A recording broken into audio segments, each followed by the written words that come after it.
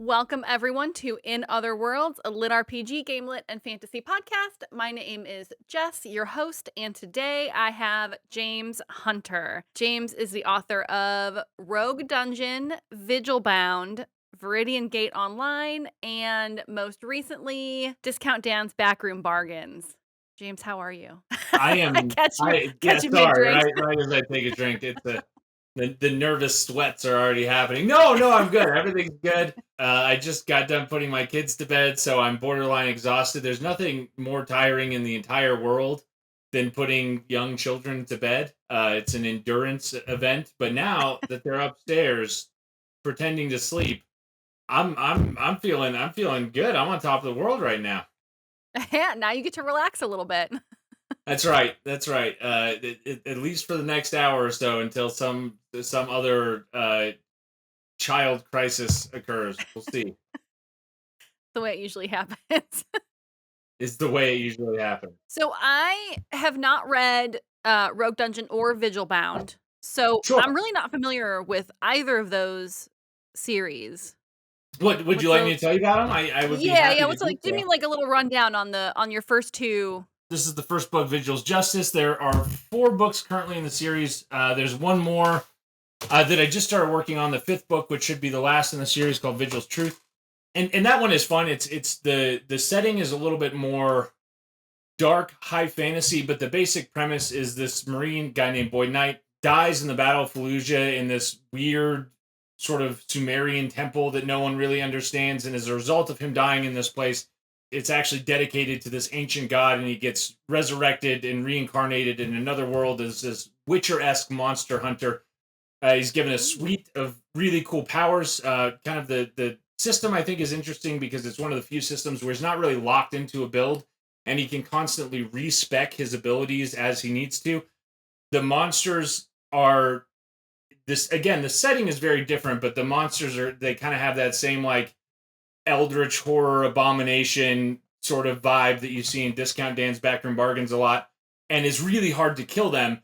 And only very specific types of magic or weapons will do the trick. And so there's kind of it reads a little bit like urban fantasy, where it's very episodic. Monster of the week, he has to sort of figure out what monster is doing all these gruesome, horrific murders, and then figure out what is the best way to kill this thing using his ever-changing abilities.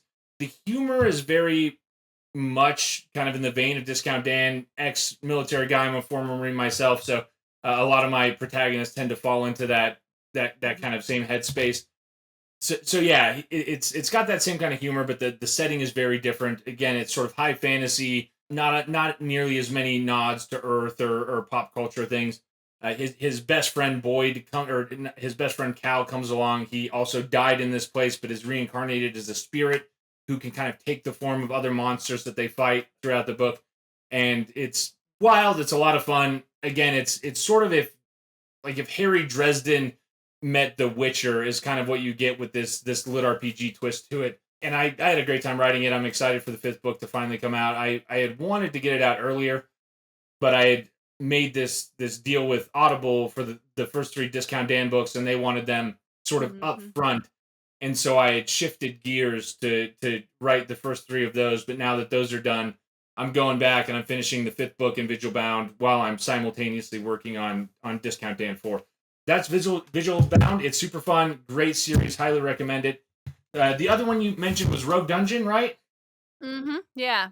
So Rogue Dungeon is wildly fun. It's kind of dungeon core, but not in the way that a lot of other dungeon core books are, and a lot of the other sort of staples of the dungeon core genre. The Whoever it is sort of reincarnated as an actual dungeon core, sort of a crystal, Mhm. and they can't really leave the dungeon. That's kind of sort of the tropes of the genre, is they're sort of bound to this place. The main character in this series is different in that he is not a dungeon core, he's a dungeon monster. But he didn't start out that way. It's actually a reverse isekai. The main character is this guy named Rorik, and Rorik is a hedge mage in a traditional fantasy world where the Dark Lord has sort of already won. And he's part of this upstart group of rebels that are trying to assassinate the Dark Lord. things go horribly awry after an assassination attempt, and he uses this wildly unstable portal magic to try to portal himself out of this castle where this assassination attempt is going on into a safe harbor that's located not far away. But again, transportation magic and sort of dimensional portal magic in this world are really, really unreliable. And so what he Mhm. accidentally ends up doing is he transcribes the spell on his arm, because their spells all are it's paper based, so they have to write their spells out. Proper Ooh. punctuation is the way that you do spells in in Rorik's world, and he mispunctuates the spell that he's writing, and instead of ending up in this safe harbor that he's supposed to go to, he is interdimensionally transposed to another dimension, and ends up as a level 1 dungeon troll in a futuristic MMO. He doesn't know anything about gaming because he's not from this particular world, but he still has his access to his magic, all of the knowledge and memories that he has. But he's basically an NPC mob in this futuristic virtual online video game. He doesn't understand that. He doesn't realize it's a video game. He starts getting attacked by all of these heroes. He has no idea what's going on, and so he cobbles together an army of dungeon trolls, and using his magic, he gives them sentience, and they start to break away from their programming. And so what ends up happening is he literally raises an online army of trolls to first stop the heroes, and then find a way to go back into his homeworld and take down the Tyrant King who's taken over his homeworld. So it's got this weird reverse isekai trope to it. His magic continues to be a facet on top of sort of the game system element, but he's able to incorporate his magic to change the game system elements. He makes some very unlikely alliances with sort of these heroes that are invading the dungeon that he is taking over slowly, including sort of the main protagonist in the first few books is a guy named Ponerboner 69, who's this super Of course. kind of d-bag loser who works at Taco Bell, and his whole life is this game. And so he thinks that Rorik is a hacker and is a modder that's going in and making all these unauthorized Mhm. modifications to the game, and he is determined to stomp this guy into the ground. And Rorik continues to troll him throughout the first 3 books. It's very satisfying to watch as Rorik kind of curb stomps him over and over again. He makes all these elaborate traps while he's taking over the dungeon. So it's really weird. It's super fun. There's not really any other lit RPG book sort of on the in the market that's quite like it, and it is a complete 6 book series, so you don't have to. There's not a ton of finished lit RPG out there. It's one of the sort of rare examples of a finished series that are out in the market. And there is a pseudo follow up series. It's standalone, but it's set inside the same universe called Wasteland Warlords, and that's also a six Mhm. book complete series. Travis Baldry does the narration for it, and it is fantastic. It's also free through the Audible Plus catalog, and that takes place about 20 years after the events of the main story. There's some kind of spoilerish stuff that I won't get into, but it's super fun as well. Yeah, so he gets to keep his powers when when he gets I mean, I guess kind of reverse isekai as this NPC mob. Like, you don't usually see that. Usually, like, you get isekai and you start from scratch. Right. Yeah, and he doesn't. There are limitations because he's trying to transcribe again, because all of his magic is writing based. And Mhm. in his world, writing is exceptionally rare. Very few people are literate, and only sort of the nobles are trained in literacy.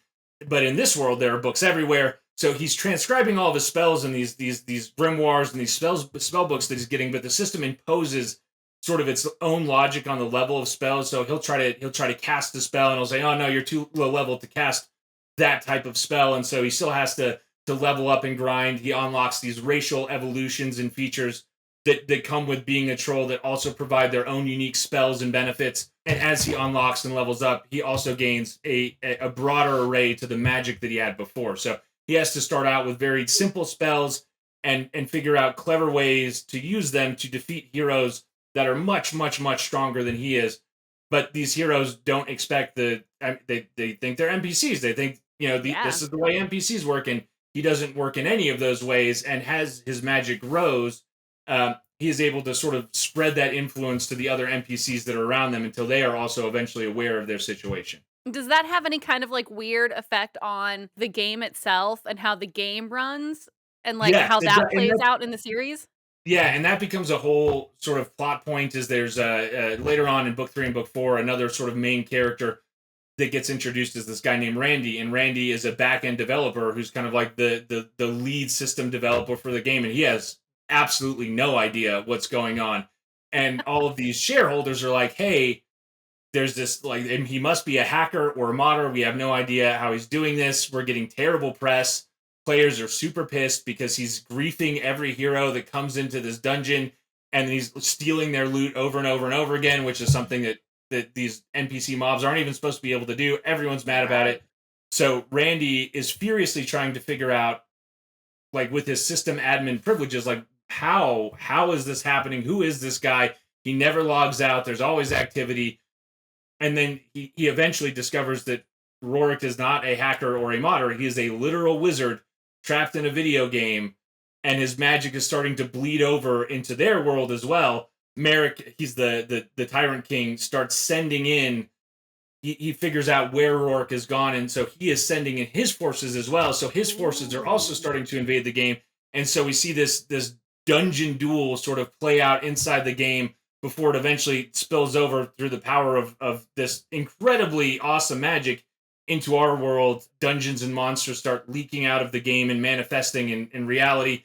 And then they also form a bridge for Rorik to be able to take all of these online trolls back into his home world for the final confrontation against Merrick. So it's there's lots of kind of weird pieces that you don't really see a whole lot in other places. It is VR kind of, but not really, only in the sense that Mhm. it's this weird background setting, and even that kind of changes over time. And there's lots of very interesting sort of crafting mechanics. That's one of my favorite things. Rorik is really he's a very capable crafter, and so he's doing a lot of enchanting. The way that they enchant weapons is with old American tattoos. So like he has to scrawl and like a dagger with a skull through it with poison dripping off, and that gives his sword a poison effect. And so he has to learn all this American traditional tattoo art to be able to enchant his weapons. It's really strange, super fun, and it's got a really great cast of characters. The Rorik's main sidekick is this guy named Kaz. He's this kind of big, giant, scary looking monster dude here, Mhm. who's the first troll that Rorik recruits.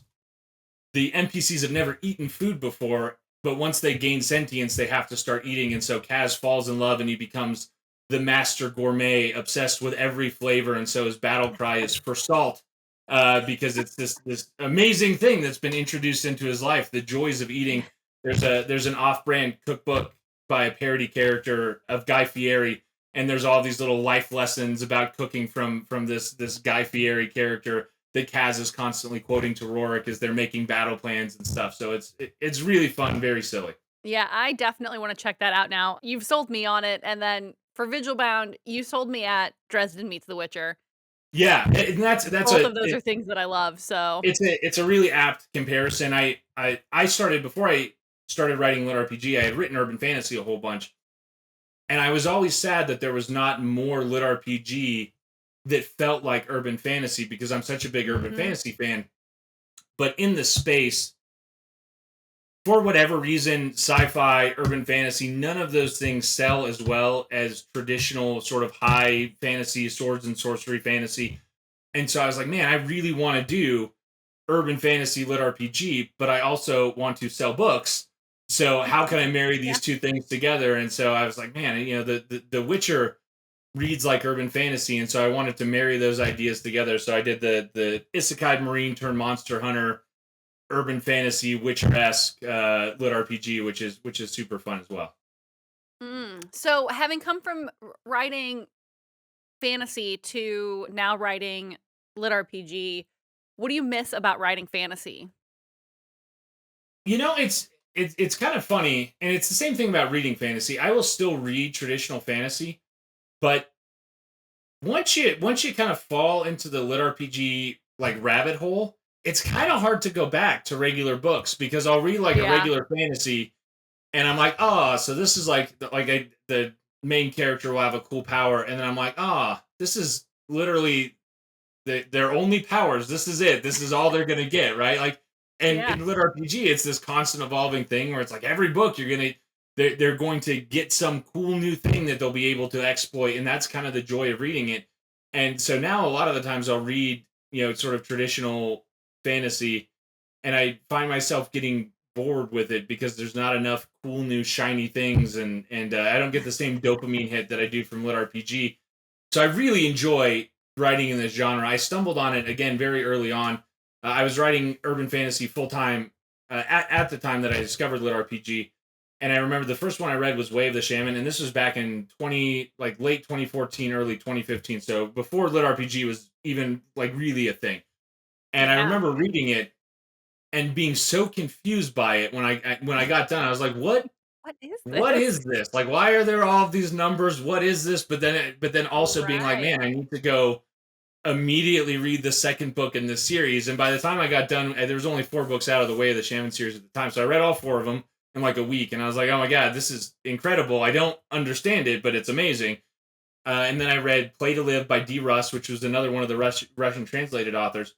And there are only 3 books out at the time, I think. There were a couple of American authors writing in the space at the time. Alaron Kong, obviously, who wrote The Land, Mm. Luke Mhm. Chimolenko, Travis Bagwell with Waken Online, and probably Blaze Corbin with Delvers LLC, and that was kind of it. I mean, there's only like you could count all of the American authors on 2 hands, maybe even on one hand, because there are so few of Right. them. And so I quickly read all of the books, which is not something you can do anymore in lit RPG. But at the time, No. no. Now there's so many books coming out. You know, even if you read Night and Day, you wouldn't be able to get through all of them. But at the time, Mm-mm. there were like 40 books maybe in the genre, and so I read all of them, and I was like, okay, where's the next one? And then there was no next one because I had read all of the books that existed on the planet in this space, and I was like, Yeah. well, this is bullshit. I need to, and so I was like, Now I well, need more. I need more. I was still writing urban fantasy, but I started writing Breeding Gate Online, which was my first lit RPG series, like on the side.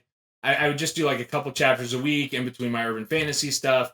And I never really anticipated that that was going to be the thing that I would do because I was making a okay living, you know, writing urban fantasy stuff. And I finally finished the first book. I ran it on Royal Road. It did really well on Royal Road. People were really jazzed about it. And so I thought, hey, you know what? I already have the skills for self publishing. Let's just try it. We'll put it up there, see if people hate it. I don't even know if there's a market for this thing that exists, but I really enjoyed writing it. And it's kind of a passion project. And pretty quickly, VGO started outselling the rest of my urban fantasy stuff by leaps and bounds. Mhm. And so I was like, well, hey, I guess like I had such a blast doing this. I guess this is what I'm going to do now. So I really don't miss writing traditional high fantasy. I really love the progression and the ever evolving nature. I hate the math a little bit. There's a lot of math, and there's a lot of sticklers for math and numbers, and Oh they'll my be like, "Well, gosh, yeah.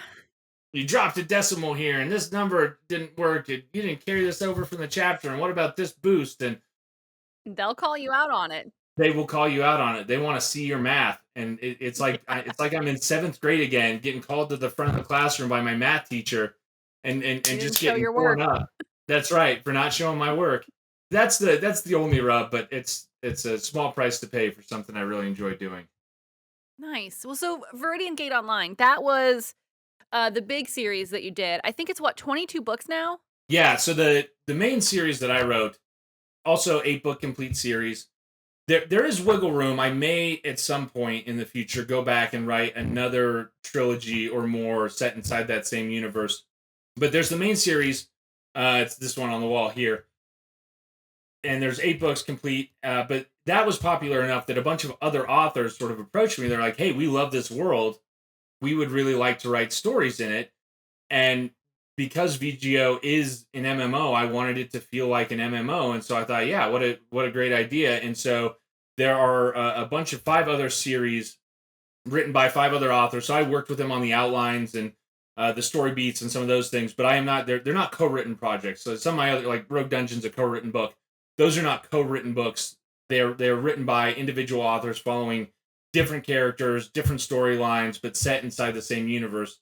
So it really does feel like exploring parts of the universe that never really get touched in the main series. And so it really does make it feel that much more immersive that there's all these other things going on sort of on the peripheries while this main storyline that you see in the main series is getting pushed through. And VGO, although it is a virtual reality sort of book, which in VR has kind of fallen out of vogue in the past couple Mhm. years. And I think part of that is just the market saturation. There were so many VR books. And I have Yeah. thoughts about that as well. But VGO is it's really an isekai novel because a lot of the early online style lit RPG books, there was always kind of this balance between the real world and the game world. Yeah, a lot of them are like, you play in the game world while you're asleep, and then during the day, you're at your normal job, That's is right. Yeah, a common theme that I saw in a good number of them. yeah, and I think a lot of the criticism from the more modern readers who are like, yeah, I don't like this, is that they felt like those books didn't have stakes because it's just a game, right? It doesn't really matter if Mhm. something bad happens to the character. They're still going to work the next day. VGO was a little bit different in that although VGO had been designed as this video game, there's this cataclysmic asteroid that's going to wipe out most of humanity, and the guy who invented this game, Robert Osmark, realized that he had also created this tech while he was creating this game. It's very unsafe and it kills a lot of the people that use it, but a portion of the people that try this, it allows them to digitize their consciousness permanently. It kills them in the process, but it creates this digital replica of who they are that exists in the game. And so he offers this as a solution to millions of people. He says, hey, you're all going to die in this asteroid. This is a chance at digital salvation as a way to Mhm. survive this unavoidable apocalypse. And so Jack and millions of other Jack's the main character and millions of other people gamble on this technology, knowing that they might just die from it, but knowing that the alternative is absolute certain death, and they transition permanently into VGO. So after this happens, there is no real world anymore. They sort of get to Right. watch the world being destroyed by this asteroid from inside the game and realizing everything on Earth is gone, and we're just these, we exist in this world that for us is indistinguishable from the real world, but it's a high fantasy world with elves and magics and dragons and quests and all of these other things. And the game system is an integral component because it was originally designed as a video game, even though it's not being used that way anymore. And then Mhm. the sort of larger plot arc is that Robert Osmark had to make some really terrible deals with some really bad people, oligarchs and drug runners and billionaires, to get this thing up and running before this asteroid hits. And so he has sold out valuable plots of digital real estate and rare classes, and they're basically paying to game the system, and they're going to turn it into this new feudal dark age where this sort of corporate elite are the ones that control all of the cities and all of the money and all of the power, and everyone else is just sort of the serf class. And so you get that same kind of high fantasy struggle of the us versus them, this kind of small group of elites. Jack stumbles on the conspiracy and sort of assembles this ragtag crew, and they become the rebel fighting force to take down Osmark and all of these corporate oligarchs that are trying to turn humanity's last digital safe haven into this new nightmare. So, do you think that, if you were to say, if you're in the VGO world and you decide that you're gonna go through that process, trying to put yourself in VGO, is it still you? Is it really you? And yeah, that's those are some of the questions that the characters argue with. Is that like for all intents and purposes they and there's kind of this painful transition process that they go through for the first couple books, or in Jack's case, the first book, where he can feel his body dying real time, and it's an incredibly painful process.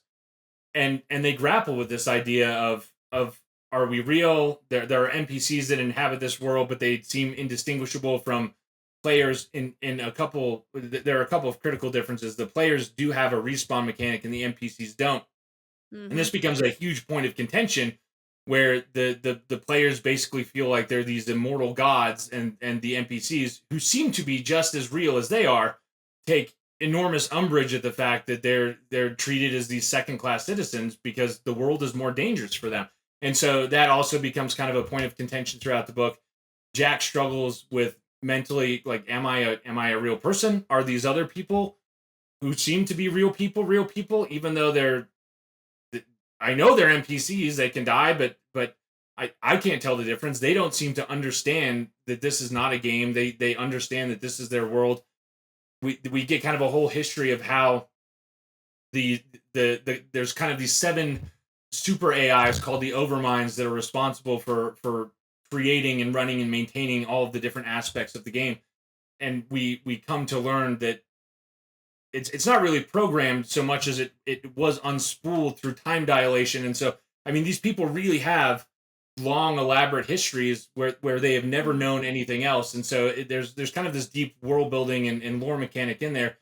But yeah, that's those are some of the big questions that get tackled, which is not normally something that happens in a lot of lit RPG books. I mean, it's usually like Yeah. fun escapism, which is great, and there's a lot of fun escapism in VGO too. But there's also kind of these some of these moral and ethical quandaries about what makes a person a person.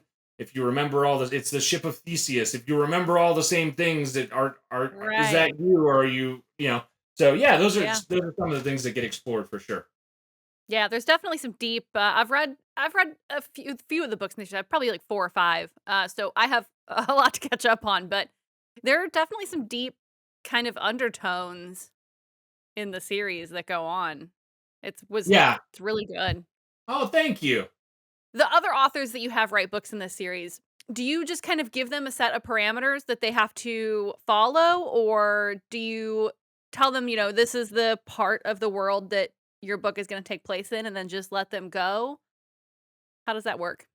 Yes and no. So some of them, there are very specific stories that I was like, hey, this would be a great story to tell. Are you interested in writing that? And then we would workshop together. A lot of the other ones were authors coming to me with ideas for characters or settings that they had in mind that they wanted to explore.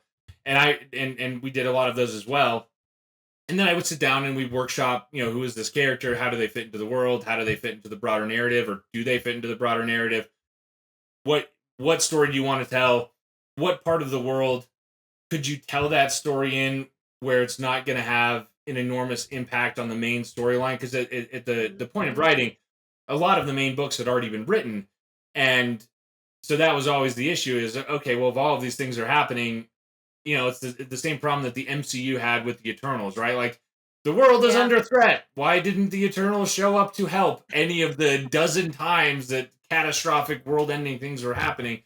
Yeah.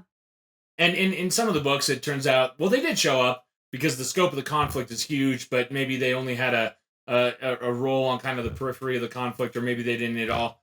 And so we would just kind of talk through that. We would outline it, and the outlining is really where the bulk of sort of the story building would happen. We would workshop the outline, and these were pretty robust outlines, anywhere between 5 and 10,000 words. And I Mhm. would basically do a developmental edit on the outline to say, hey, yeah, this works. Happy with where the direction of the story is going, or hey, no, you can't do that because that would break a thing that either I've already written or a thing that I'm going to write. And so there's a lot more planning involved to kind of keep the wires from crossing and breaking anything important while still having fun, coherent storylines. So I know you said that there might be, you've kind of left it open and you might write another book in the series. Do you think that you'll allow any more authors to come in and write kind of side stories to it? I think that sort of the time period that is encompassed by the main series, I'm not sure that we would have any more writers write sort of in that time period. And this is a minor spoiler, but toward the end of the book, we find out there's this other continent, and that at some point in the future, there's a sort of a dividing barrier called the storm wall that's going to come down, and these two continents that have been cut off from each other for thousands of years will be reconnected, and Hmm. that's kind of where a second set of books would probably take place is as the storm wall is coming down and these two continents come into conflict with each other, because there's on this other continent, and we get glimpses of it through the main series, but there are different races, different classes, even different system mechanics that are not in place on the original continent, which is called Elgard. And so I think that's probably where I would want to explore is okay, well, what the main storyline would probably be the conflict between these two continents as they're reintroduced to each other. But if we were going to do more sort of side story set in that universe, I would want to see them set sort of on this expansive continent that has never been explored before, and kind of get to see different glimpses and pieces of that culture and that system and some of those things as well. Yeah, I mean, even some of their past history would be Yeah, for sure. Good side stories to write. Yeah, That is and awesome. yeah, I've talked with a couple writers. We have a guy named Kai who's kind of playing around with some ideas, but that's probably a year or two down the road, I think. So the next series that you have that you're working on right now is Discount Dan's Backroom Bargains. Yes, Discount Dan backroom bar. Sorry, it's late, kids, but yeah, Discount Dan's Yeah. backroom bargains. So basically, Dan wakes up after a night out at a bachelor party, super hungover, doesn't know where he is. He's in the back room, Yeah, which is this. I think that originally started on like creepypasta yeah, it was like several years ago. it was like a 4chan post back in like a 4chan Okay, sort of yeah. post back in like 2018 or 2019 maybe. It's been a while, but yeah, it was kind of this one meme from this anonymous user. It was like, be careful. You might no clip into the back rooms. You want to be quiet because if the things hear you, you don't have long to live. And I remember being captivated by this idea. I remember seeing that meme very early on. I think it got posted to Reddit pretty quickly, which I lurk a lot in Reddit. That's my preferred social media platform. And I remember just thinking, like, man, that sounds like the coolest premise for a dungeon crawl style book that I have ever heard in my entire life. And just for years, I thought, man, that would be just such a great setting for a really weird off the wall kind of book. And Discount Dan kind of explores that. It's definitely not because the Backrooms community has grown a lot since those early posts. There's a whole Backrooms wiki with their own levels and floor designations and different entities. I I I there are some nods in the book to some of those places Mhm. that are sort of really important to the Backrooms fandom, but it's definitely not lore accurate in regards to kind of the established canon of what the Backrooms are. It was definitely my very strange take on it. A lot of the floors are wildly different. All of the monsters are very strange and unique and original to the book series, but I still love the idea of wanting to explore this kind of weird extra dimensional liminal space and trying to figure out like, well, but what is it and why does it exist and why does it do the things that it does? And so Dan's journey is kind of the discovery of all of those things while also killing these ridiculous monsters and getting these very very strange powers while he's being hunted by this eldritch entity from the 900th and 99th floor of the Flayed Monarch. Yeah, he's sticking it to the man. He's sticking it to the man. That is exactly right. He's he's gonna pay for it, but he's sticking it to the man. Yeah, well, yeah, it's kind of a lose lose situation for Dan, and so Yeah. it's There's very much him making the best of a very very bad situation. yeah, I mean, there are no good choices for him to make, really. It's just the better of 2 horrible choices. Yeah, which can Um, be very deeply entertaining though is the thing. So I mean, it has been. It has yeah, been very deeply entertaining. I mean, book yeah, 1 was full of, like, just 90s pop culture references, and I like the Pog.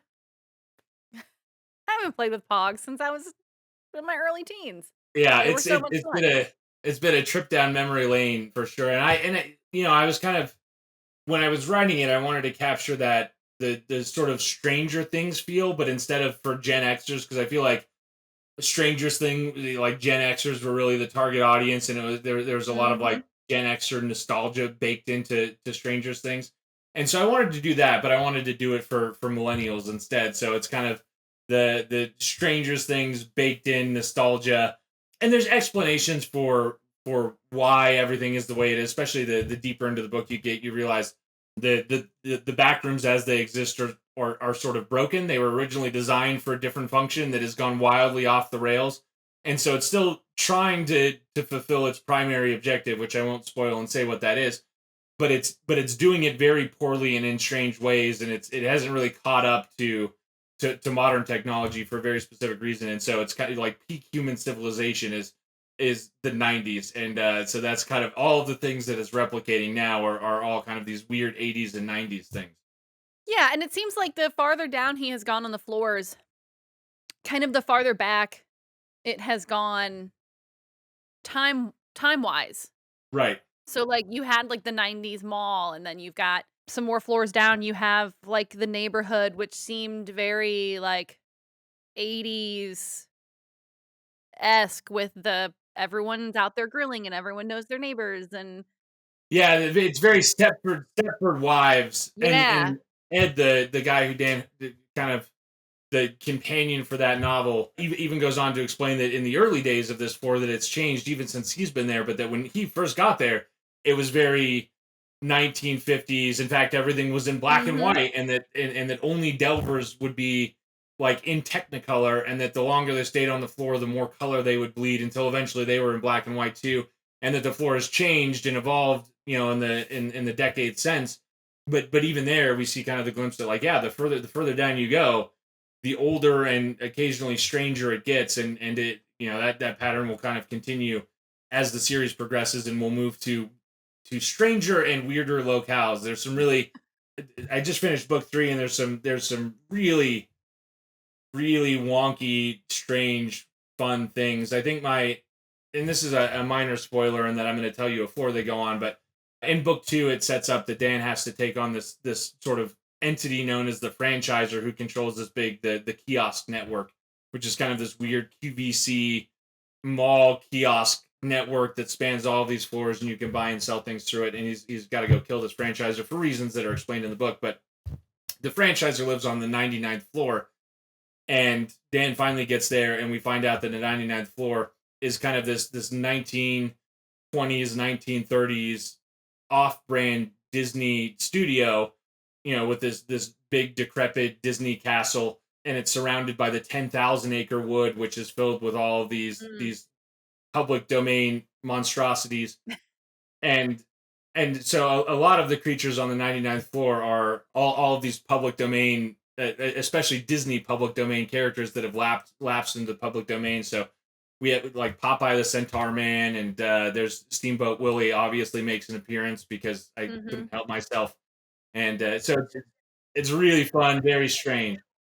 Yeah, I believe Winnie the Pooh is also public Oh domain yes, now. he is a Mhm. 100% in public domain. Eeyore is, Piglet is, Al is, Rue is. There's a couple that are not, that are later in Disney inventions, but the original non-red shirt version of Winnie the Pooh is 100% in public domain, and I make good use Full of that advantage. fact. Yeah. Nice.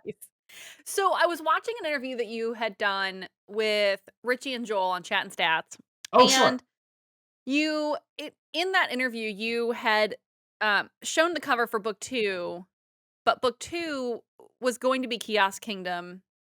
So, when you were writing out book 2, did it just become so long, Yeah. or you found other things that you wanted to add in that it ended up just getting kind of pushed back and becoming book 3? Yeah. So everything that is in book 2 and book 3 was originally designed and outlined to be in book 2, and I just wildly underestimated how long it would take me to do that, because book 2 is pretty long. I think book 2 is 167,000 words, and book 3 is 200,000 words. And Oh my so, gosh. I originally, when I was doing the outline, I was like, oh, he's just got to get through, 3 floors and then this big franchiser fight.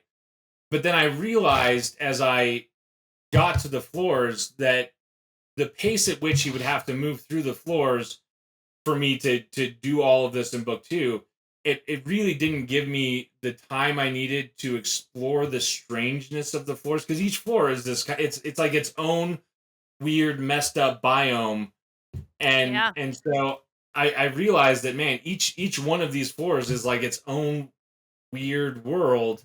As I was writing through the Eternal Suburbia, which is the 24th floor that is comprises sort of the second arc of book 2, I just realized, man, there's no way that I can give this floor the arc that it deserves if I'm trying to do it in 2 or 3 chapters. Like, it'll feel really rushed and really forced, and I won't get to explore all of the really cool, weird, the cannibal kids that live in the cornfields, and the Kevins and the Kathys, and their Mhm. obsession with grilling things, and the giant HOA nightmare. And I just realized, man, there's no way that I can do any of those things justice if I try to cram them in to 3 chapters. Yeah. And so as those chapters expanded, and as the floor just sort of organically got bigger, I realized, man, it's impossible. There's no way.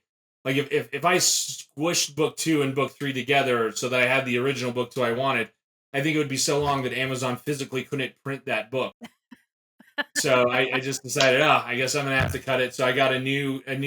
I had to do some rewrites because it was in the early version of book 2. It made it pretty clear that the goal of this book was to get down to the 99th floor and kill the franchiser. And Hmm. then it was like, oh yeah, that ain't gonna happen. And so I had to go back and do some rewrites to sort of forecast that. No, it's okay. First, I have to get through this big leg of the journey. And so I did the rewrites, and I commissioned a new cover for book 2, which is called The Sack of Carnage, and then Kiosk Kingdom became book 3. So and even then, with that, like I kept writing. I was like, oh my god, I cannot make this. I cannot make this arc into 4 books. That's too long. But so book 3 is, I think it's the longest book I've ever written, and even then I felt like, oh man, I'm cutting a little thing here or there to try to Hmm. push the narrative along a little bit, but it probably could have I been longer, but people would have been mad at me. And by people, I mean my wife and editor. Yeah, I'm glad you decided to break that up into 2 books, though. I really enjoyed Floor 24, and then when I don't wanna give too many spoilers away, but the kind of mind fuckery that happens on Floor Yeah, 24, where they don't really see what everything really looks like, and then they get glimpses of that throughout the floor. I was like, "This is really messed up. yeah, no, it's super messed This up. is So gross." for people, yeah, I think book 2, book 3 has a different variety of horrors, but book 2 is definitely has the most body horror of any of the 3 books so far. There's a lot of body horror in it, and there's also, kind of this mind fuckery, right? Where for those who don't know, so they're on the 24th floor, which is called Eternal Suburbia, and it's kind of this never-ending neighborhood sprawl of sort of perfect picturesque houses. It's all surrounded by these swaying cornfields, and there are sort of these children of the corn kids that live in them called the Timmies and the Tammies. But at night they turn into these enormous, terrible creatures. But on the surface, it looks really normal because Mhm. there's this the plot revolves around them taking down this signal, which is being broadcast, and it's called the Nexus Spore Feed social filter, and it's kind of a play on the way that social media filters sort of glamorize everything, and it gets rid of all of the blemishes, and it makes you look perfect. And so it's this reality warping filter that covers the entirety of the town, and so you cannot see through the filter most of the time until something breaks the status quo, or the dwellers on this floor get really angry, and then the filter flips a little bit, and suddenly you get a glimpse underneath it, and you get to see what they really are and what they really look like, and it's horrifying. It's really gross in pretty profound ways. Yeah, yeah, I mean, it's the houses too. And the how yeah, It was the whole whew, the the whole floor, hair it was log, a lot. the tin houses. It was really, really good, and then reading it at night, when I'm laying in bed leads to some crazy dreams. Yeah, yeah. I had some weird dreams. Well, that's great. I'm glad that it's permeating your subconscious enough that you're being tormented in your sleep by it. That fills me with It did. no endless amount of joy. One of my favorite scenes from the book, outside of the finale, which was just so cuckoo banana pants and wild, that I remember writing and thinking I might not write anything ever that's cooler than this end scene with a ice cream truck and meat flavored ice cream. Like I don't know if I'll ever top this, but I really like It was good. the Tiny Tots preschool with the weird little the spiderling toddler Oh. babies, and Mr. Wiggles, the I mean there's so many just weird, gross, fun things. And the truth is, like, DCC was definitely one of the inspirations for this book, in that I really love the tone and the dark sort of horror comedy of DCC. Those are things that I had always been interested in. A lot of that was Mhm. in my early urban fantasy stuff. I've always been an enormous horror fan. I read a lot of horror books. I watch a ton of horror movies, but it's becoming easier now to make a living as a horror writer. But especially in the early indie days, and I've been doing the indie thing since 2015. like early 2015, and it was really hard to make money writing horror books in those days. People just didn't want them, and a big part of it was serials are really good for indie authors. It's really hard to make a living writing standalone books, and most horror books are standalone books sort of by their nature. So I really loved horror, and I tried to infuse that in my urban fantasy stuff. But on the lit RPG side of things, fantasy was kind of the only thing that sold for a long time, like traditional sort of straight Mhm. laced high fantasy. That was it. There were people that had tried other things. I tried other things, and none of those things sort of caught the market. And it was really only fantasy. But when DCC sort of hit the ground, and even DCC took a little while to get traction. It wasn't probably until about Yeah. maybe even book 5 where things like really started to pick up steam, and then it exploded all over the place and turned into this global phenomenon. The thing that and I'm a big fan of DCC, but the thing that I took away from that is, wow, the audience has shifted, and what the audience will tolerate has changed. Because before, what Mhm. the audience would tolerate was traditional sword and sorcery fantasy, and that was kind of the only thing they wanted and the only thing that would sell. And so when I saw this shift, I thought, oh my God, the market finally exists for me to write the weird books that I've always wanted to write. And so even though DCC is a huge inspiration, it's mostly an inspiration in tone and sort of that dark horror comedy element, because no one has done that better than Matt Dinniman with Dungeon Crawler Carl. There have been other books, a lot of the other things, the pet companion, the snarky AI, even the reality television show. Like those things have all existed in other lit RPG books prior to DCC. I can think of a dozen series that have all of those elements, but DCC did it in such a unique way, and a big part of it was because it was this weird, outlandish, dark comedy horror vibe that no one else had done before, and Matt did it so exceptionally well. Mhm. And so that was the biggest draw for me. Was like, man, these books are super fucked up, and people like them, which means that I can write super fucked up things, and they might like them. And so that was Yeah. kind of the impetus to get me to write this thing that I had been sitting on for years, since I had first seen the Backrooms memes and thought, man, that would be the coolest possible location for a dungeon crawl style book. And but I make a living writing books, and so I have to like write things that people want to buy, and so you can only write so many books that people are like, yeah, this sucks, I don't want to read Yeah. this, before you have to get a real job. And my biggest goal is to not ever have to wear normal pants to a real job again. So it's always kind of a delicate balance. But so yeah, I've been having a great time with them. They're really weird. They're super fun, and I'm really glad that the audience has moved and shifted to a place that accommodates a broader idea of what lit RPG is versus the early days where it was very much just traditional fantasy, and that's kind of all you could do. Well, I think you've done a really good job of kind of capturing that, humor and that darkness that DCC also has, but in its own way.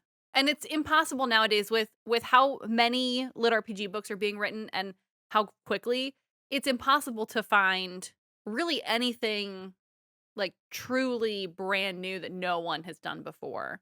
You can do Yeah. things that have been done in a different way, but there's just so much now that there's going to be similar books out there to any book. It's just finding ways to put your own spin on things. Yeah, and I think that's just part of I think DCC, in the same way that Cradle was sort of this black swan for cultivation and progression fantasy, a book comes along that sort of breaks the boundaries of what's conventional and what the market will accept, and then that opens the way for more books in a similar vein to come out. And honestly, as a huge fan of Matt and DCC in general, I hope there are more books like this, because I really enjoy. Again, I love horror books. I love horror movies. Yeah. I love kind of the weird John dies at the end, dark comedy, horror stuff. And DCC scratches that itch in such a great way. But there Matt is only one person who only writes so fast, and I am a voracious reader. So I'm very hopeful that there will be more books with the success of DCC. There will be more books that kind of fall into that same vein. I think some of the differences, obviously the kind of the weird setting, weird monsters, they're all very different and unique, but they have that same kind of vibe as DCC. I think one of the things I was hoping to go for Like the storyline is very different. The magic system with the way Dan uses relics is also Mhm. very sort of strange and unique. Yeah. I like to think that as dark and horrific as Discount Dan is, though, that it's less bleak than DCC. And Matt writes incredibly bleak books, and this is not a dig at him at all. That's just the way that he writes books, and so I really wanted DC like as a fan of that series, I struggle and I hope I'm wrong, but I struggle to think of an ending where it's going to be a good ending for Carl or Donut. Like I can imagine a lot of I endings. don't I don't think yeah, any of them will I be don't think there is. particularly good. Yeah, I don't think there is. I mean, even if best case scenario, he writes all 18 floors, only one person can get out. And like So, claim rulership over Earth. yeah. Yeah, only one person can leave. And then if they collapse the whole thing, yeah, it's really hard to imagine that there's any really truly happy ending for the few, like, core main characters. I mean, I the and again, this is all speculation. I have no idea, but I mean, I could see Carl and Donut tearing the system down and throwing the whole galaxy into chaos. I can also see the final epilogue of the book, being the next crawler reading the anarchist cookbook and reading, and all of this is the is all of these books Yeah. are Carl's notes to the next Oh, crawler man. who's the participant. I have no idea how it's going to happen. I I hadn't even can't thought imagine it's about going that to be good. theory. But with that said, that was one of the things, and I love the books even with as bleak as they are. But I kind of know that like, ooh man, I don't think there's a good ending for any of these people, and I love them enough to stick around for the ride. But Discount Dan is sort of is as dark and bleak as the setting is. That's kind of one of the main differences I think is in tone is that Dan I think is sort of infinitely more hopeful, and that sort of plays through with Croc. And for those who have not read the Mhm. series, Croc is sort of Dan's companion. He looks like a dog. He's not really a dog. He's actually a mimic who was crippled at birth, and so he's really bad at mimicking things, and he's an outcast among all other mimics. And so he had to rely on humans for a long time to feed him, and so he's made sort of bonds with humans, and now he tries to help humans. But mimics are disgusting, horrifying creatures to look at, and so he mimics the form of a dog because dogs are Well, kind everyone of. loves dogs, and dogs are man's best friend. But he doesn't. He's broken, so he can't do it well. So he's this Labrador Retriever made entirely out of blue croc shoe material with these big stupid googly eyes. And when he fights, he turns like his stomach opens up into a giant maw with teeth and a tongue wriggles out and tentacles, and it's horrible. But Croc, despite being this really horrible monster with these terrible backs, is the most hopefully optimistic character Mhm. in the world. He always sees the good in everyone. He's before Dan, he's tried to help Delvers, and one of the ongoing jokes throughout the books is that every time Dan's going to do something dumb, Croc tells him about a story of a Delver he tried to help who did something similarly dumb and then died in a really horrific fashion because that Mhm. Delver did not listen to Croc's sage advice on how not to die in the backrooms. And so it's kind of this ongoing joke of Croc narrating like dozens and dozens of grisly deaths that have happened. But Croc, despite failing every single time he's ever tried to help someone, is like, this time it's gonna be different. This time it's gonna be okay.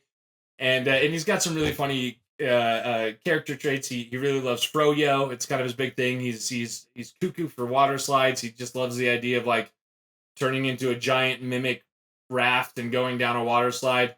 And his number one obsession is the Twilight book series by Stephanie Meyer, which is also one of the ongoing jokes for the series. He read Twilight early on when he was an outcast mimic, and he found this story, this love story, compelling in it because Edward is a natural predator designed to murder humans who Mhm. decides instead to make peace with humans and befriend them and falls in love with one of them. And so Croc sees himself as sort of this weird eldritch Edward figure, and then all of the humans he's trying to help is sort of Bella. Yeah. And so he absolutely loves Twilight, and he talks about it all the time, and he's constantly comparing himself, Eldritch horror, to Edward and Dan to Bella, and he's always constantly trying to assemble the cast of Twilight. That's another joke that kind of lands in book 2. But yeah, so he's this very lovable, like, goof monster who just thinks everything is going to be okay, even though all of the evidence suggests nothing will be okay at all. And so it brings a slightly more hopeful tone to the series than kind of maybe what you would see in DCC. I mean, it definitely does. Croc is best boy. He's fantastic. Hopefully nothing bad happens to him. Although, if Dan can get out of the back rooms, I can't imagine he'd be able to take Croc with him, and that would be sad. That would be sad. There's a and there's more about that. Book 3 is done. It just got back from the editor, so I'm getting ready to send it off to Steve for narration. But there's kind of some more revelations about going home and what that looks like in book 3 that will kind of tackle some of those issues. But yeah, it's kind of this moral quandary, right? And that's one of the things, like, Dan's initial drive is like, this place fucking sucks and is nightmare Yeah. fuel, and I do not want to be here anymore because everything is trying to murder me all the time. This is one of the cardinal rules that Croc teaches Dan early on, is to assume everything everywhere all the time is both lying to you and trying to murder you. And Mhm. that's the number one rule for surviving the backrooms. And Dan's like, yeah, that's a pretty good rule, because everything everywhere all the time is both is lying to me and trying to murder me. But as the series goes on, and he meets these very these very strange cast characters. Some of the other ones that are introduced, Jacob is this German chemist who no clipped into the back rooms. He serves as sort of the tank of the party, but he's a pacifist and he hates like he'll kill monsters if he has to, but he absolutely hates killing people, He doesn't which is want a to. weird thing to be It in is. a place where everyone is trying to murder everyone all the time. And then his sort of counterpart is this lady who's a furry, sort of, named Temperance, who is a no clipped into the back rooms in the late 1600s from Salem, and was trapped in a time pocket for hundreds of years where she slowly went insane. And she is a feral murder hobo. And so you have Mhm. this guy who's a German chemist pacifist, and this woman, former accused witch, who just wants to murder everything she sees. And you get all kinds of weird dynamics. But Dan, even though these people are all insane, Dan slowly sort of is like, oh my god, this is, it's like a new family. And to a certain degree, it there's kind of that conflict of like, well, okay, but even if I could go home, would I want to go home now? Like, this is my life now. What would life be like back there? And so there's kind of some of that wrestle with what would I do if I could leave, and what would that look like? So yeah, it's fun. I love that. Yeah, I mean, he's trauma bonded with this group of people, and now they are, like, his trauma bonded family, and if he goes home, there's no way to know if time passes at the same length outside of the back rooms. So, Yeah, is he even gonna go back home to the next morning or 100 years later, or, who knows? yeah, and we see over and over again that they're like weird relics that do weird things with time distortion and time pockets. and Mhm. and so these are all kind of questions that come up, as like, I don't even know what's out there for me, even if I could. And but at the same time, it gets increasingly more dangerous. He gets this relic, and this is one of the other sort of differences, is that in a lot of lit RPG books, the main character will get some kind of like cheat skill type advantage early on in the book that kind of becomes the cornerstone for their build. And in that way, Discount Dan is no different, except that the thing he gets is this relic that allows him to navigate the backrooms, which doesn't sound like that big of a deal, except the backrooms are enormous and they change all the time. And so being able to find your way around is actually an enormously powerful skill, Very and it handy. allows him to cut off little pieces of this dungeon, basically, and mush them together in its own extra dimensional space that he has access to through these doorway anchors that he can put on various doors, and it'll give him access to the storage space. And so he's in this world filled with monsters that want to murder him, and now he's being hunted because he's basically stolen this thing from the most powerful entity that's in the backrooms, which is this being called the Flayed Monarch. and he's stolen this thing from him. Now the flayed monarch is hunting him, and this is a terrible survival skill. Like, I mean, it's good in that he can navigate, but it has like Mhm. no combat capabilities at all. Like, he can't shoot anything in the face with this skill. And so he has to figure out, like, okay, I'm being hunted by the most powerful, like a godlike deity, and I have the ability to make a room and to to navigate through this maze. How do I use this to survive the wrath of an angry deity? And he's like, oh yeah, capitalism obviously is the way. And so I'm going to turn this into a giant convenience store, and I'm going to get other delvers to help me. So that way I will have a small army of people to help me fight this thing, because that's the only way I could possibly survive this terrible situation. So even in that, he still does get kind of the cheat skill early on, but it's very different in that it's not this like overpowered god tier death beam that he can just Mhm. obliterate anyone. It's really this kind of great skill, but sort of useless at the same time, and he has to figure out, how do I take this sort of useless skill and turn it into something that can keep me alive for long enough to get the kind of power that I need to fight this thing. Yeah, I mean, he's definitely not an OP main character. There are battles that he has where he almost dies. He almost doesn't survive, Yeah, but by the grace of other people either, happening onto the fight and helping him out or having other people with him. He wouldn't survive on his own, that's definitely for sure. But I mean, the good thing about this artifact that he got was that doesn't it also show him where certain monsters are so he can avoid them? yeah. So it's got a couple of other features. It basically gives him, and there are other. So the way the magic system works is that everyone, after you sort of integrate with this system that's called the virus interface, which is this weird backrooms thing. You have to integrate with these monoliths that look like old ATMs, and yeah, you access your system interface through these ATMs that are scattered throughout the rooms.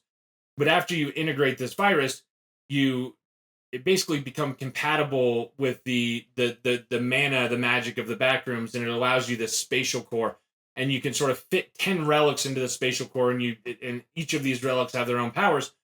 They're all weird, and the way that you get them is generally by killing monsters and looting their corpses, and depending on the kind of monster and the rarity, they'll have these different relics. And some of them are legitimately like useless. They're really bad. They're all very, very off the wall. um Mhm. so there are other relics that allow navigation abilities or some of these other things, but Dan's is kind of one of these things on steroids, and he does have this sort of mini map ability that allows him to basically uh, get a rough idea of the topography of the area that he's in, and whether or not it's inhabited by monsters. Now there are monsters that can avoid his mini map feature. Mimics are a thing that come up frequently because they have very specific camouflage abilities that hide them from these types of skills, and so they are a constant threat to anyone who's in the backrooms because they can look like anything and they are extraordinarily aggressive. And he's got a couple of other skills as well. So he's got this map maker tool. He also has this sort of unique ability with this thing to make alterations to the backrooms. We find out pretty early on that the backrooms, even though it looks like a place, it's actually a pseudo living organism. We really don't understand how or why or what this is, but if you Mhm. damage one of the walls, the wall will heal, and if like it will bleed and it will scab over, and eventually it will go back to the way that it was before. So we find out that it's this entire place is some kind of weird giant self-replicating living organism, and making changes, permanent changes to the backrooms is almost impossible because it's constantly healing itself. So if you spray paint something onto the walls, in a couple hours, it's going to go away because the backrooms are going to heal and return to the normal state. So Dan gets this other seemingly useless ability that allows him to make small but permanent alterations to the backrooms, and so he can spray paint things. And so what he ends up doing is he starts advertising everywhere he goes. He hammers in flyers advertising discount Dan's backroom bargains, and he leaves survival tips Mhm. for other delvers that oh, don't go into this floor. There's a giant sand flea that'll eat your entire face. Watch out for this thing. It's a shadow beam that'll trap you in an alternate dimension. So he's leaving all these survival tips. and he stumbles upon this artifact called twining rings. It's just a length of red twine, but if you cut it off, it automatically will lead you to the piece that was cut off from, and so it's kind of this Mhm. navigation relic. And so he creates all these twining rings, and he'll hang them all over the back rooms, so that when delvers find them, it'll allow them to navigate to his store and find his store, so that he can. It becomes kind of this safe place in the middle of all this monstrous carnage and chaos that's going all around, and people can kind of go there and shop and get relics and find a safe place to sleep, and get a hot meal without something trying to eat your spleen, and it becomes kind of this small growing city that starts as a convenience store in the middle of the back room. I mean, yeah, and you say capitalism, like, but I still feel like he has a lot of, like, good behind why he's doing this, because Yeah, he comes up with the, like, new Delver starter kits that he makes and, like, gives that's them right. out for free, and he's still doing a lot of good stuff just to help, just to be a good No, guy. that's right. Yeah, it's not. I mean, it's there's a lot of altruism in it, and that he realizes that the more successful the store is, the more his capacity to help other people are. So it's also, I mean, he's obviously he's doing this because he doesn't want to die, and he realizes the more friends he can make and the more relics he can get from all these people killing monsters and bringing relics to his store, the better chances he has of creating. That's the other interesting thing. So these relics can be sort of smushed together in weird and interesting ways to create sometimes better, sometimes worse versions of these relics. And Mm. so the more Mhm. relics you can get your hands on, the more you can experiment in the cooler array of powers you can create. It's just like, man, I need a shit ton of these things, and so I need a lot of people to come to me with all of these relics that I can then turn. I can take the best ones and turn them into something cool, so that I will not die. But at the same time, he's also creating information guides to help them as they go on their way, and kind of this safe place for them to go. And he's helping to solve a very real problem that all of these people have, which is that none of these people want to be here. This is all a Yeah. nightmare scenario for everybody. And even as terrible as the monsters are, really it's that you're lost in this ever shifting maze where it can be impossible to find food and water or a place to sleep. And so he's solving a very real problem, both for all of these people that are stuck in this really shitty situation, but then also for himself, as he's trying to figure out how to deal with this conflict that he has with this angry deity. Yeah, and one of the things that I like about him making these packs to give out to new Delvers for free is that it will allow them to survive longer, which will then mean that there are more people alive that can come back and bring him artifacts and bring him relics and spend their Yeah, money, and so it's like his this whole ecosystem he's building. it's this weird symbiotic relationship, right? Yeah. How many books do you think are gonna be in this series? Like, do you have it planned out, like, where you want it to end? It's never 100% a firm idea of what the ending is going to be, but usually when I set out writing a series, I have a rough idea of what I want kind of that last book to look like and how I want the story to end. I know that it will be at least 6 books, because happy news is that Audible decided to renew the series, so they're happy enough with it, so they picked it Nice. up for at least another 3 books. I do not think that it would be possible to do the story justice in less than 6 books. At the same time, it could certainly go longer than that. It probably would not be longer than 8 or 9, because I don't get bored too easy. I Mhm. know some of these authors are, they're on like book 15, and I'm just like, no, dog. I would like I just get bored, right? Like I feel like Yeah. I've been with these characters so long, and I have a very specific story that I want to tell, and I don't write forever series. A lot of, and this is not a dig at any of the authors that write sort of these forever series, but the Wandering Inn, or He Who Fights with Monsters, or Primal Hunter, like they were designed as Royal Road serials, and and maybe those authors have a very firm place of this is where the bus is going, and this is where we're gonna get off. But even though I enjoy those series greatly, when I read them, I never really get the sense of like, yep, there's an end point that we are going to. Mhm. It's kind Yeah. of a the story is going and new adventures unfold. It kind of feels like One Piece, but even in One Piece, in theory, it's to find the One Piece, Yeah. but but it just kind of just goes on and on and on and on and on forever, and that's not necessarily a bad thing, but it's just not a thing that I like to do. I really have like a specific story Mhm. that I want to tell, and sometimes it takes longer than I think that it's going to take. Again, book two into book three is a great example of me thinking, no, I can tell the story in this many words, and then actually it's this many words. So that happens, and especially as the series gets. I mean, you can see it in my books or almost any book, any author who writes in the genre. I mean, if you go back and you look at the first VGO book, it's about this thin, and the last one's about that thin or that thick, and that happens with sort of all series. Talking about DCC, I mean, I have the first DCC book on my shelf, and it's I mean, Like a it's normal sized book. a normal sized book, and then these later ones, you're like, oh my god, this is the legit doorstopper, and Yeah. part of that is just as the world building increases, and as you introduce new characters, and as you introduce new plot threads, you have to like address all of these characters and all of these world Mhm. building details and all of these plot threads, and that just takes time, and so the books just like they swell little by little over each volume until you have these massive tomes. Yeah. So it could end up going longer than that, but kind of the range that I have in my mind is somewhere between 6 and 9 books, depending on how well they sell is always a part of it. But I'm pretty happy with the sales and also how long it takes to organically write and tell the story that I want to tell. So, how do you feel?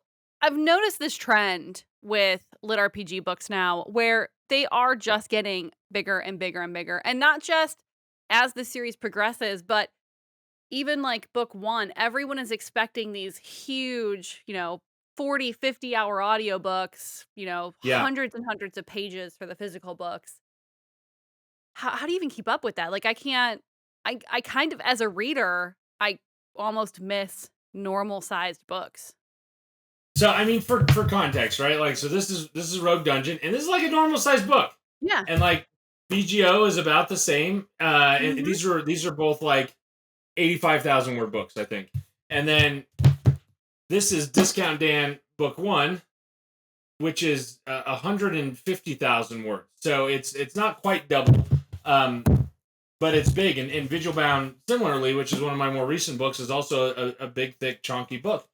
And a big part of this is just it's what the market dictates is kind of what you have to do. So back when LitRPG was first starting, we could get away with sort of normal sized books because there wasn't as much content out there, and so people Mhm. were willing to like they're like yeah this is and also like the expectation was like yeah normal books. The normal word count for a first fantasy book is between 85,000 words and 110,000 words.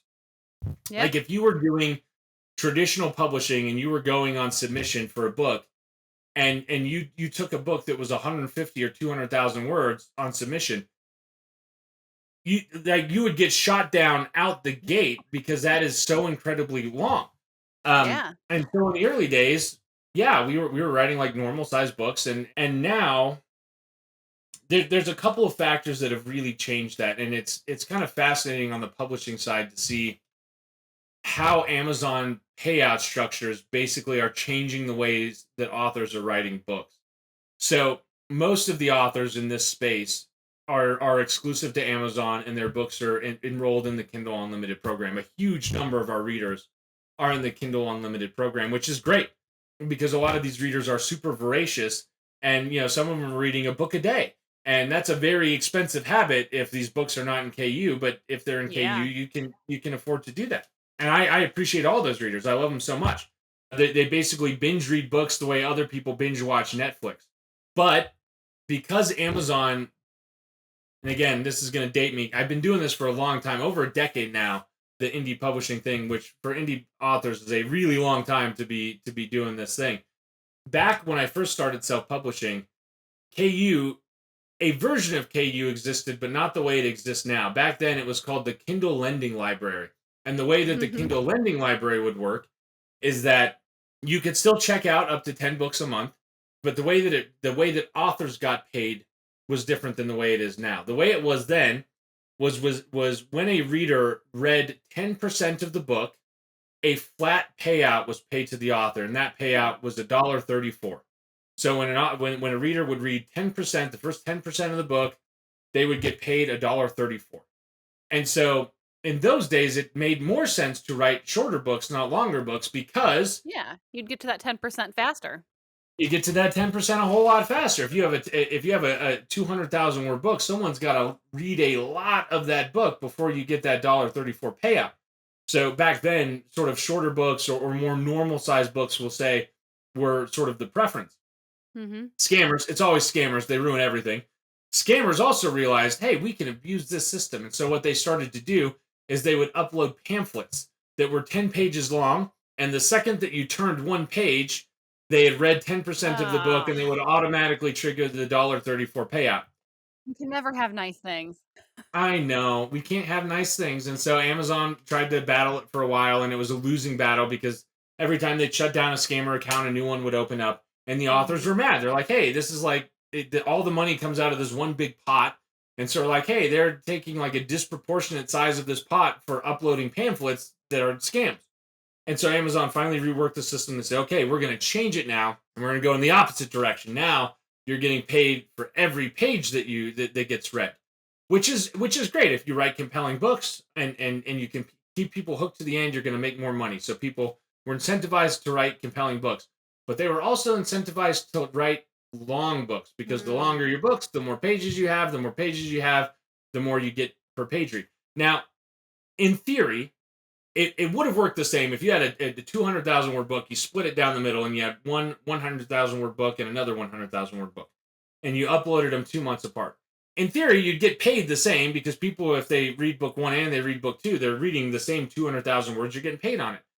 But Right. Amazon incentivized the way that page reads count towards your page rank. So the more page reads an individual book has, the higher your rank goes, which means the greater your organic visibility is on Amazon. And so it incentivized really, really long books. And then came the audio boom of sort of 2018. So before 2018, like, audiobooks were a thing, but not like they are now. And in 2018, there was really kind of this tipping point where the audiobooks have grown exponentially year over year since 2018. Back when we first started doing audiobooks in late 2017, early 2018, I think audiobooks made maybe 15 to 20% of our gross monthly revenue.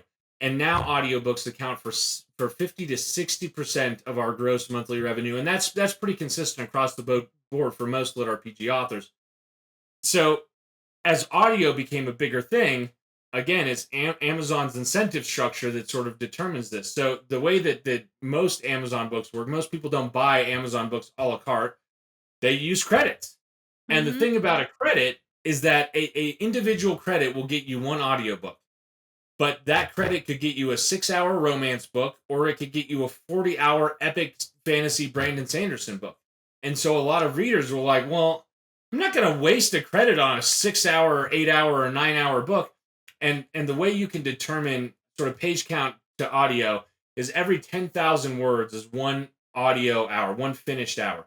So if it's a 10-hour book, it's a 100,000 word book. And so a lot of readers would say, well, I'm not even going to waste a credit on anything that's under 10 hours. It doesn't matter if it's good or Mhm. not. I'm just not going to waste a credit, because I could take that same credit over here and get a book that's 20 hours long. And so I'm Yeah. getting twice the value for the same credit. And because audio is such a huge portion of our revenue now, that also incentivized these much longer books, because a lot of readers now, they will not touch anything that's under 10 hours. And if you get up into the 15 to 20 hour range, all it's like, no, this is a really good value proposition. I'm getting a lot of bang for my buck. And so they're more likely to buy just based on the length of the work alone. And so both of those things, it's, our powers combined. I am super fat books. Yeah. And that's where we are now with these books that just keep seeming to get longer, because that's the behavior that Amazon sort of rewards, and that readers sort of reward by buying more of those books. Yeah, and I mean, I do enjoy, so I will listen to audiobooks when I'm driving somewhere that's far away, or I'm doing chores or things like that. but it's not something that I typically listen to throughout my day. I've Yeah. always been more of a physical. I don't even like my Kindle. I have one and it sits in a drawer and I haven't touched it in years. Because I'm just very much like a physical. I want to have that book. Yeah. And these big, thick, stupid books are really bringing down my like books read per year average. Yeah. Oh, yeah. And they take Oh, up it's terrible. so much space on my bookshelf. It's so much space. I miss the normal regular sized books, but also there seems to be this expectation now in LitRPG where they want an author to release a new book every month. Like if Yeah. you don't have a book constant, if you don't have that book come out like every month, they're going to lose interest and move on. But they still expect them to be these huge massive books. Like I just feel It like that's is, such an it's a not a sustainable way no. to expect authors to work. No, and again, so I said I've been doing this for a decade now, and which doesn't actually sound like that. Like if you were to look at any other industry and you'd be like, oh, someone's been doing it for 10 years, like that's not a not long time, but it's not like you are a veteran of the old ways. But in indie Right. publishing, 10 years is like, damn, that dude has seen some shit. Because most indie authors, like just by the stats, the burnout rate amongst indie authors is extraordinarily high. Most indie authors do not survive 5 years. And even the ones who are successful do not survive longer than 5 years because the burnout rate is so exceptionally high. Back and I was, I mean, I've been there. Back in 2018, when I was really cranking on BGO, I think I wrote 8 books that year, which is a lot of books. And That's now a lot of books. these were not the 150 200,000 word door stoppers, but these are all like 110,000 word books. So I probably wrote close to a million words that year, and I was writing a lot, and I was I it was important because I was like developing a foothold and building this reader fan base. Mhm. I was also I have also rarely been more miserable in my entire life than in that year because I was working. I had like I wasn't going to the gym. I put on a huge amount of weight. I would work overnights 2 or 3 times a week where I was just working these 24-hour blocks to try to hit word count. I was just like grumpy and miserable all the time because it was so demanding, and I was working these crazy ridiculous hours to try to keep up this outpace. And I remember getting to the end of sort of 2018 going into 2019, and Jeanette, my wife, and I had this like kind of sit down, come to Jesus meeting of just like, Yeah. hey, this is unsustainable, and you're literally going to kill yourself if you keep working this way. Like you can do Mhm. this for a year. Maybe you can do this for 2 years. You can't do this for 10 years. No one can do No. what you're doing, living the way that you're living for 10 years without catastrophic consequences. And so we had to have this really serious, like, hey, maybe we don't make as much money, like, hey, maybe you have to go get another job. It doesn't matter. It's better to do that and not kill yourself to try to do this thing to meet the standard that is impossible to do sustainably long term. And so, kind of going into that, I cut back pretty significantly. I think I put out 5 books the next year, which is still a lot. And now I'm kind of down in the 3 to 4 books a year. Now these books are longer, so it's still quite a lot of writing, but we had Mhm. to put very hard rules in place, like I need to go to the gym 3 times a week, and I need to have regular hours where I spend time with my kids and I eat dinners with my family, and I go Yeah. to bed at a normal hour and I don't do overnights ever because it's just not healthy for me. You have to have that work-life balance. And a lot of writers, like especially the ones that are grinding and trying to break in, and lit RPG is a lot harder to break in now than it was 5 years ago because there's just so many great books out there that you're contending Mhm. against. And so a lot of those authors, and it's like heartbreaking because I'll talk with them at conventions and stuff, and I'll see the things that they're doing and the sacrifices they're making to put out enough content to get a foothold in the market, and they are doing it, but it is killing them, and I know, like, man, that is not sustainable long term, and maybe it is a thing that you have to do for a year where you're gonna work yourself into a shallow grave before climbing out of it because that's what you need to do to get a foothold in the marketplace. But a lot of authors can't take their foot off the gas in time before they burned out their engine, and then they just disappear, and it's really sad. It's really hard. That's probably more serious than any reader wants to know about, but that's the reality. Yeah. I mean, it almost seems to me like a better option for someone who's trying to break into the lit RPG scene would be have your first like 2 or 3 books just finished. And then Yeah, if you want to go the Royal Road route, like put the chapters up on Royal Road for book 1 while 3 books are already done and you're casually working on book 4. That way you can slowly release it. People still get that expected like quick yeah. release, but you're not trying to kill yourself because you're already at that finish line and you have to keep pushing it back. You've given yourself all that wiggle room. For those who don't know, I write, but I also run Shadow Alley Press with my wife Jeanette. We're one of the sort of lit RPG and progression fantasy publishers in the space. So we put out a lot of great books: Unintended Cultivator, Bog Standard Isekai, Apocalypse Redux. There's tons more. I think we have 350 titles out now on top of my own books. But we learned that lesson the hard way because we had a lot of writers that they'd get a book done, we'd put the book up, and then it was this churn and burn schedule where they were just Mhm. absolutely working themselves to death to kind of hit that optimal 3 to 4 month release window between books. And it's really hard to write a long chunky book in 3 to 4 months and have it be good and go through the editorial process and do all of these things. And so eventually, I probably 2 or 3 years ago at this point, we shifted to doing exactly that, where when we bring on an author, we let them know, hey, it's always going to be a trilogy. We're never going to release a standalone book. It's always going to be a trilogy, and we want at least the first 2 books done, Mhm. and you working on the third book, or even better, all 3 books done, and you working on the fourth one before we ever release book 1. Because we know, and a lot of authors, they get very optimistic. They're like, no, no, no, it's totally fine. I can do I this. can And do I'm it. like, no, no, no. I mean, you maybe Yeah. you can, but trust me, the juice ain't worth the squeeze. It's not like long term. It ain't worth doing to yourself what you're gonna have to do to yourself. So instead, we coach them and we work with them and we kind of build up that back catalog. Oftentimes, they will run it on Royal Road as a great way to get early reader feedback and to build some kind of pre-launch hype and a reader Mhm. base prior to going over to Amazon. But that's exactly what we do because the clock doesn't really start ticking down until you hit publish on that first book. Mhm. So until you hit publish on that first book, you have all the time in the world. And yeah, you're not getting paid until you hit publish on that first book. But ultimately, having those first 3 books sort of front loaded makes a world of difference in the life satisfaction of the authors that we work with. And so we're pretty careful to make sure that that's kind of the strategy that we follow, because as much as I want authors to make money, and I want all of our authors to make money to be able to do this full time. I want them to be able to do this full time as a career and not for 6 months or a year or 2 years, and then they're so burnt out that they can never write again. I don't want that, Yeah. I want them to be able to have a long, satisfying career where they get to write all the books that they want and make it 10 years or 20 years in the publishing business, which is hard to do.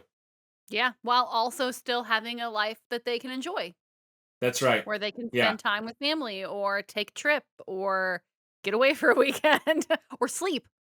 yeah, or sleep, just like a normal sleep schedule where you're Yeah. you're not up burning the midnight oil, 3 days in a row because you have to hit deadline because otherwise your whole world's gonna fall apart. Yeah. And yeah, it's just not healthy. It's tough, but there's a balance to it. I mean, this is I'm complaining over here about how hard it is being a full time paid writer. This is still the best job I've ever had.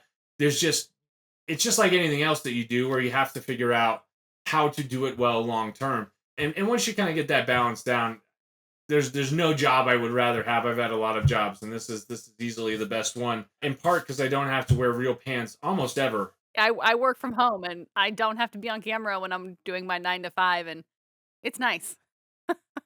I can just like roll down the stairs into my office, and then I'm like, I have arrived. I'm here. So Yeah. it's pretty great. I have my coffee and my computer chair and my computer and I'm like, "Let's do this." Yeah, buckle up. Let's do it. I was at Dragon Con and I was having a conversation with Matt one night and somebody came over and said something to Matt. And I can't remember who it was or what they were talking about, but they introduced themselves to me. They said, "Oh, are you an author too?" And I was like, "Oh, no, I just, I have a podcast and I just am a big fan." And Matt was like, "Maybe someday." I was like, it would be cool to write a book, but I also I don't have any story rattling around in my head that I feel like I need to get out. Well, just as a caveat, I would say yet. And this is one of the truly interesting things about this genre over maybe any other genre is that the people who tend to do the authors that tend to be the most successful authors in this genre, and this has kind of been this way since the beginning, are not the people that are like have MFAs and they've always aspired to be an author. The most successful authors in this space were fans first. They were readers Mhm. who read voraciously, just like me. Only in the early days, I read all of the books until there were no more Right. books, and then I was like, well, this is bullshit. I want more books. I guess I'll just have to write a book. And likewise, a lot of the authors that are coming out now, they're reading things on Royal Road or they're reading things that are out there in the marketplace, and they've read a ton, and they're just giant fans of the genre. But usually they'll read a whole bunch of stuff and they'll think, man, there's one thing that I would really love to see in a book. And no matter how many books I read, I just can't seem to find this thing to scratch this very specific itch. Mhm. And then they'll read more and they still won't find the thing. And then they'll go to Reddit and they'll be like, hey, I need a book with these 17 different tropes. Is there a book exactly like this? And then someone on Reddit will be like, hey, it sounds like you should write the book. And then they're like, huh, maybe I should write the book. And then they just write the book. And they tend to work really well because they're just fans of the genre. They know Yeah. what works and they know what doesn't work. And they've internalized all those things because they're just fans. And Yeah, they and they have take a the love things for that it. they love and they distill it down and they give it a new, interesting twist and they infuse some cool new elements or some cool new characters or system mechanics that we haven't seen before. And then usually because they're fans, they're sort of the perfect audience for the rest of the fans out there because they're a fan.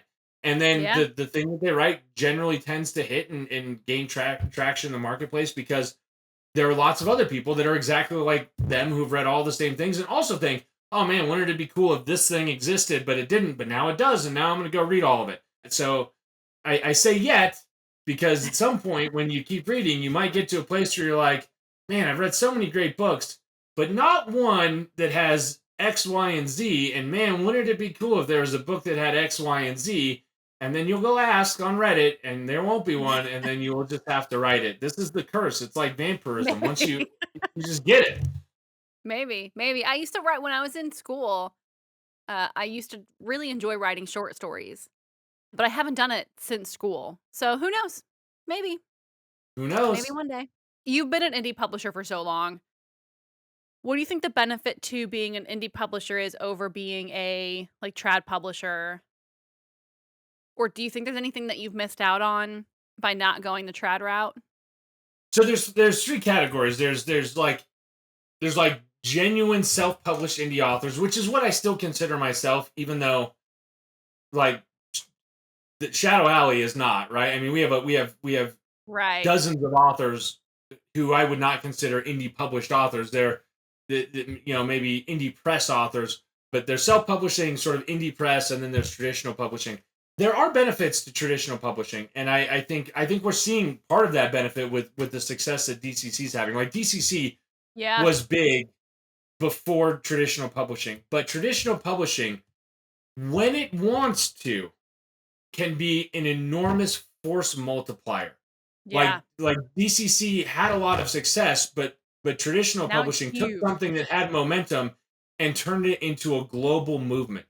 So when traditional publishing is on your side and really, really wants your thing to work, they can be a tremendous force multiplier.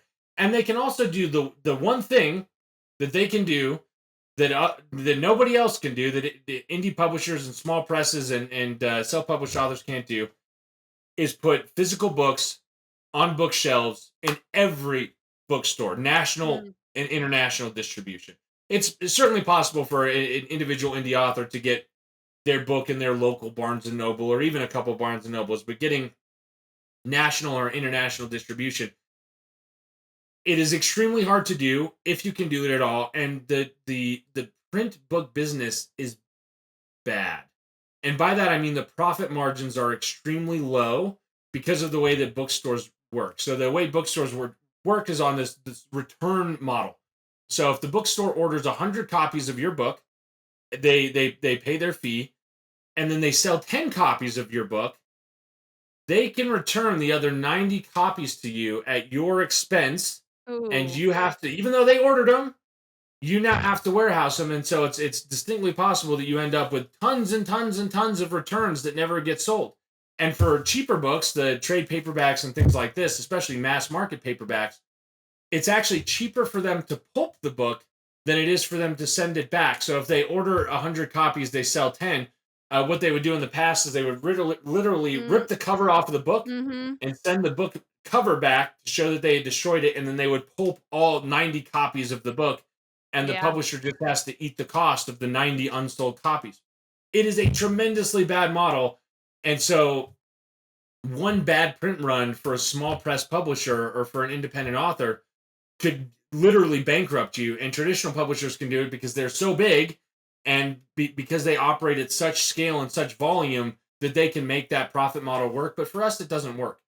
So the benefit of traditional publishing is they can when they want to, and they don't always. There's lots of books they pick up and they don't ever put any marketing dollars in. They don't ever push to promote. And so it's not a guarantee that it will be a force multiplier, but when they choose to, they can really elevate your book and they can get your books into bookstores, which is the one thing that we can't really do. So that's the benefit. The drawbacks are the contracts are terrible, genuinely terrible. So for context, when an author signs with us, Shadow Alley, our contracts are for 7 years with an option Mm. to renew at the end of the 7 years.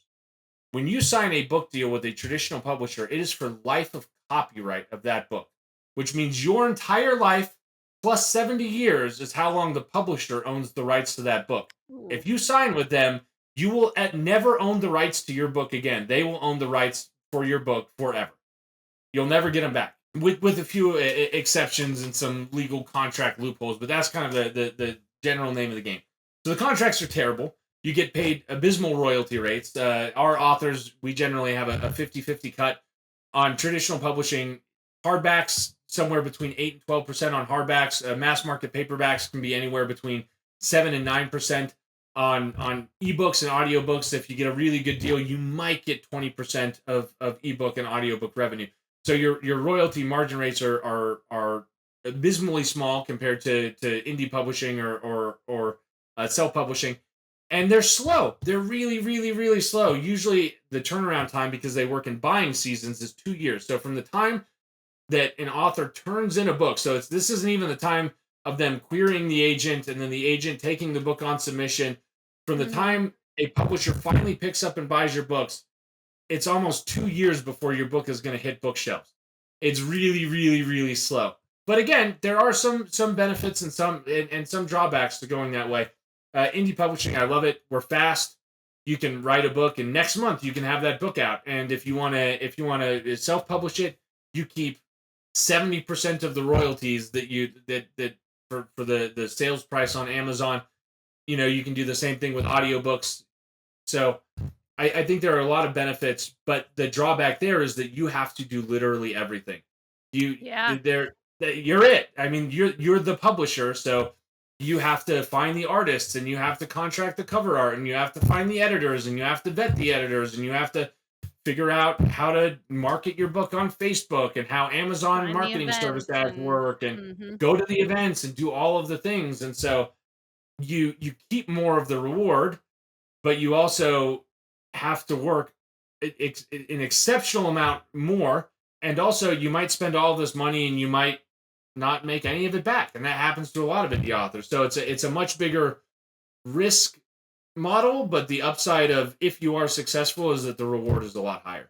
Yeah, so there's definitely I mean, pluses and minuses to each one. I think probably the biggest benefit to traditional would be just the massive amount of reach that you could potentially have. Yeah. And I would imagine getting your book into every bookstore could negate kind of the lower margins if your book sells well enough to make it worth Yeah. it. Well, and but even in that, it really depends, right? Because there's spine out, and then there's facing. So, for Mm-hmm. example, looking at your bookshelf, I see something that says Titans. I think 1, 2, and 3. So that's a spine out placement on a shelf. If books that are spine out, I mean, yeah, they're going to sell, but they're not like Golem Master, which you have right there, which is facing out. Yeah. And the truth is that publishers pay for that. It's not a random decision by the bookstore. The publishers pay for end caps. The publishers pay to have books face out versus spine out, because a face out book takes up a lot more shelf space than a spine out book. And so there are only a limited number of face out spots. And so the publishers are the ones that determine whether or not your book is going to be on an end cap, whether or not your book is going to be face out or spine out. And that really goes to how much they believe in whether or not your book is going to succeed, because they're spending all that money. So if you have a book that's spine out, 1 or 2 copies in a store, yeah, it's going to sell, but you're not going to get the kind of uplift that DCC has gotten, where it's every Barnes and Noble has its own end cap, and also the book is Mm-hmm. faced out in the fantasy section, right? Like, all of those things really go to the success or failure of a book in a print market. And a lot of that is just on what the publisher is willing to do. And sometimes it's nothing, and sometimes it's, yes, this is a banger, we're putting all of our money and our marketing muscle behind it. And the weird thing is it's generally books, it's the rule of momentum. Books that already have momentum tend to be the ones that get the marketing budget in the first place. So Brandon Sanderson's books, even though Brandon Sanderson's books would sell even if they're spine out, are always going to have end caps and are always going to be face out because he's Brandon Sanderson. So Yeah. it's kind of one of those weird paradoxes. Yeah. I mean, I am one of those people where I am more, I mean, it's everyone. We're more drawn to the face out books where I can look at it and be like, oh, that's a really pretty cover. I'm going to go look at that Right. book. Yep. That's just human nature. Yeah. Spine out is really like, if you already know the book you're looking for and you go to the Mm-hmm. store to see if they have it, that's what you're going to find. But mostly it's, if you're going there just to discover something new, it's the end caps and the face out books that are going to get most of the love most of the time, because we're visual creatures. When you're on Yeah. Amazon, if you were buying a book based only on the spine, that's going to be a pretty tough sell. But on Amazon, you get to see the covers, Yeah. and you're like, oh yeah, that cover's dope, I'm going to click on that one. And then you read the ad copy, you're like, oh yeah, this is exactly what I want to read, and then you buy it. So this is way more publishing stuff than probably anybody wants to know. I'm so sorry, I can't help myself. No, it's okay. James, thank you so much for coming on. Where can everyone find your books? It was my pleasure. You can find all my books on Amazon. They're all available on Amazon, Kindle Unlimited, or if you're an audio fan, through Audible. I have a lot of books in the Audible Plus catalog as well for free. You can also find my books on shadowalleypress.com. I'm on Facebook. I'm on Reddit. I'm on Discord. We have a Shadow Alley Discord that you can find. And then also on TikTok, where I post very irregularly. Well, if you're watching this on YouTube, I will definitely have a link to some of the social medias and to Discount Dan and Viridian Gate Online Book 1 to the Amazon pages for those. I hope you have a fantastic night. Thank you, everyone, for sticking with us and tuning in. Don't forget to like and subscribe and share. And don't forget to go give James a follow. Everyone, have a good night and keep leveling up.